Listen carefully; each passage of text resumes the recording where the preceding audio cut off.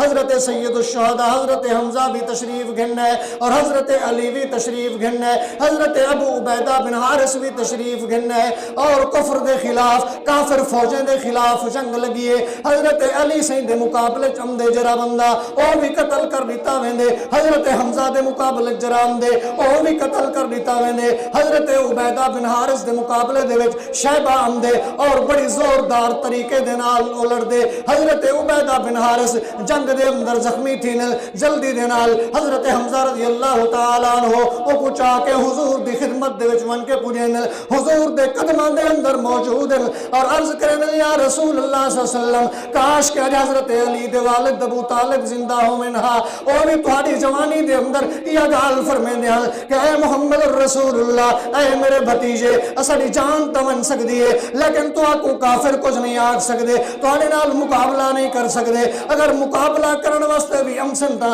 ابو طالب سب کو سامنے سب تے کم سب کو پہلے انہاں دا سامنا کرے سے اج میں بھی انہاں دی روح کو خوش کرن چاہنا کہ میں عبیدہ بن حارث بھی تہاڈے قدمے دے زخمی تھی کہ آ گیا، میں اپنی جان تا قربان کر دیتی ہے لیکن کافرے کو تہاڈے قریب نہیں آون دیتا۔ تو پیارے آقا صلی اللہ علیہ وسلم دے اے صحابہ ایسے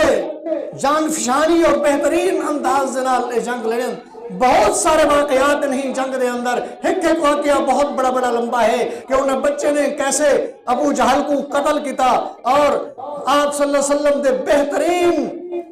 دلیر اور نڈر صحابی حضرت عمر فاروق رضی اللہ تعالیٰ عنہ نے ہی جنگ دے وچ اپنے سکے مامے دا خون کیویں وہایا، حضرت ابو بکر صدیق نے اپنے پتر عبد الرحمن دے خلاف کیویں تلوار اٹھائی، اور حضرت حذیفہ رضی اللہ تعالیٰ عنہ نے اپنے والد ہشام کو کس انداز دے نال آپ نے انہاں کو پریشان بھی تھے جویں وہ قتل تھی گیا، اور آخری ٹائم جویں حضور علیہ الصلوۃ والسلام کھڈے دے اندر سٹے دے کھڑیاں، کھڈے دے اندر سارے انہاں کفار کو کھڈے دے اندر خوہ دے اندر سٹے دے کھڑیاں، اور اے بھی حضور علیہ الصلوۃ والسلام دا بہترین اللہ کی طرف کو آپ کو القاء تھا اور پتہ چل گیا۔ ایک نہیں پہلے آپ نے حضرت عمر سے کو سدیا، جگہ دا وزٹ اور معائنہ کیتا، آپ نے فرمایا عمر ابو جہل اتھا مرسے،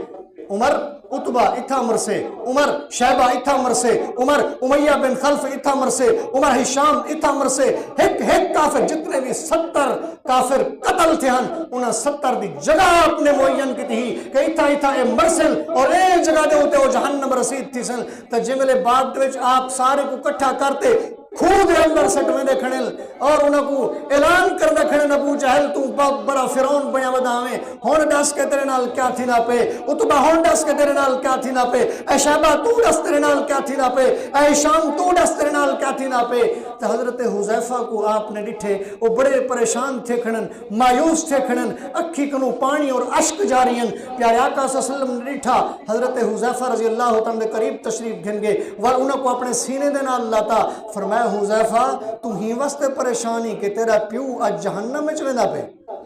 تو ہی واسطے پریشانی مایوس تھا کھڑی کہ آج